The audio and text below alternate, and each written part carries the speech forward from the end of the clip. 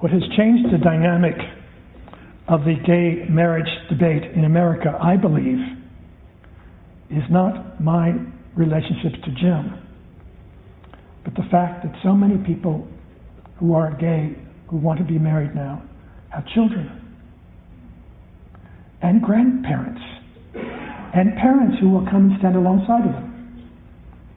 So that the old argument that the church makes, Mormon and Catholic, about family becomes suddenly very treacherous. Because as the New Jersey gay politician remarked, it is precisely because I am a father as well as a lover that I need to be married. Because my lover's children, when they go to the emergency room, I have to go and I have to identify myself as their parent. That's why I have to be married, precisely because of family values. And if I see Ellen DeGeneres' mother in the audience one more time,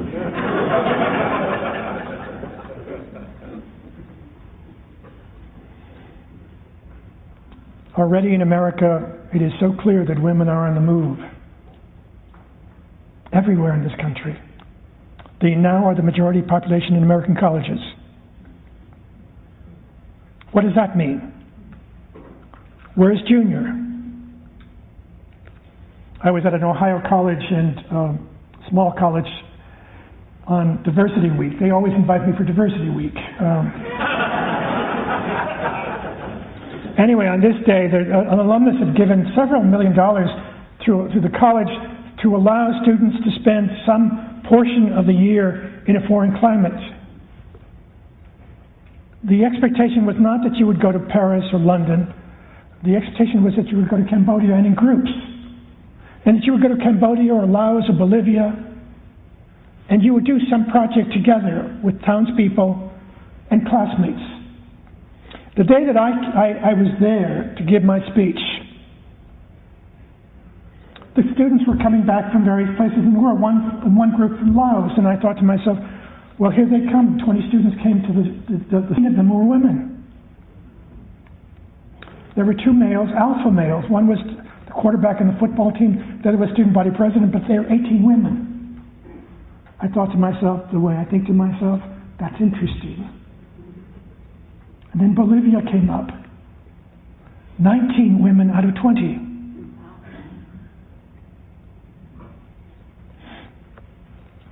There's a sexual crisis going on right now in America. This, I believe, a deflation of male energies and confidence, precisely with her ascendance. And we, as gay men, should recognize that the ascent of our gay sisters is our ascent. You understand? I was watching the riots from Tehran two weekends ago, and the image that will stay with me is not that girl dying in the streets, though she will haunt me, but this woman in black, fully robed, carrying a rock in her hand, throwing it against the police, with a group of men who have, of course, as men do, have the freedom of T-shirts and bright colors. And when the men withdrew, that is, when they pulled back because the soldiers were coming close, you know what she screamed out at them? Cowards!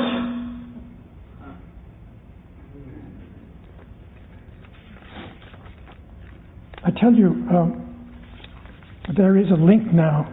If you look at the morning paper and you look at it entire, that on one side of Thursday's edition of the New York Times, there is the news from New Delhi that the Delhi High Court has decriminalized homosexuality. Hooray and hurrah. On the other side of the page, there is news that the Vatican will begin to crack down on religious orders of women. These are related stories. And we better see the relationship, we see our relationship to Delhi clearly enough, but we better see our relationship to those women in the convents and those women who are living singly outside the convents, even more troubling to Archbishop Leveda, who now is a cardinal, who moved from San Francisco, from one failure in San Francisco to guilt by which GILT.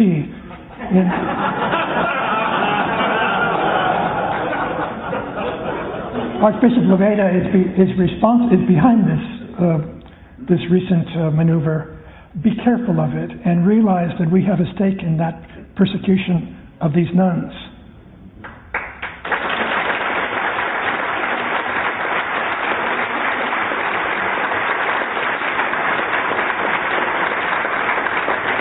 It is not enough to celebrate gay freedom in South Africa without acknowledging the sexual defilement of women in East Africa.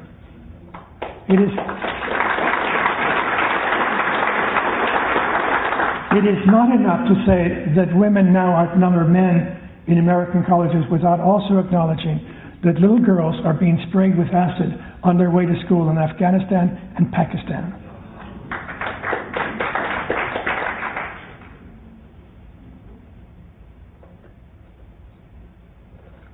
I'm suspicious of a group that calls itself Dignity because so much of my life has been humiliation.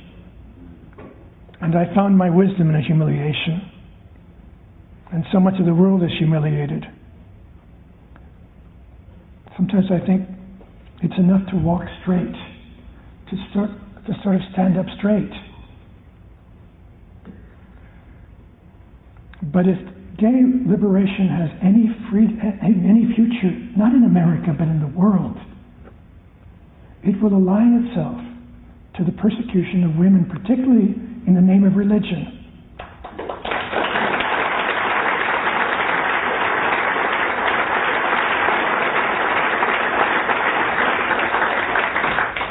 Purdah. Stand 3 steps behind him. Unclean.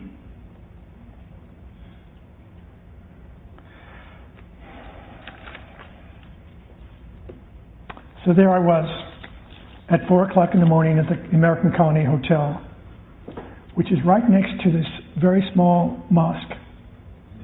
And at 4 in the morning, the green neon lights in the minaret, and this old man begins his chant. God is great. There is no God but God. And the birds flutter. I wake up, of course, in the dark. There is nothing stirring by the swimming pool where T.E. Lawrence used to play soccer with some of the Arab boys, Lawrence of Arabia, when he was in the region. Jim sleeps through it. Jim sleeps like a saint. He is untroubled. I am wide awake listening to this old man. He sounds like he's talking into his beard. What a splendid oxymoron we make, gay Catholics.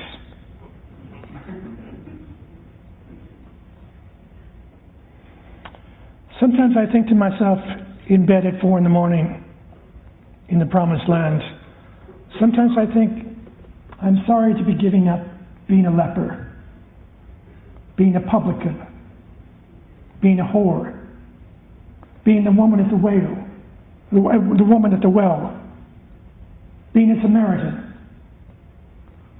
There was great wisdom in being able to be the outsider.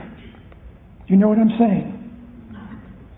And great possibility for compassion for others who are on the outside. As we start becoming Iowa, I don't want to lose that sense of being the outsider. I want to be a Canaanite with Jesus. I want to be the stranger in the crowd.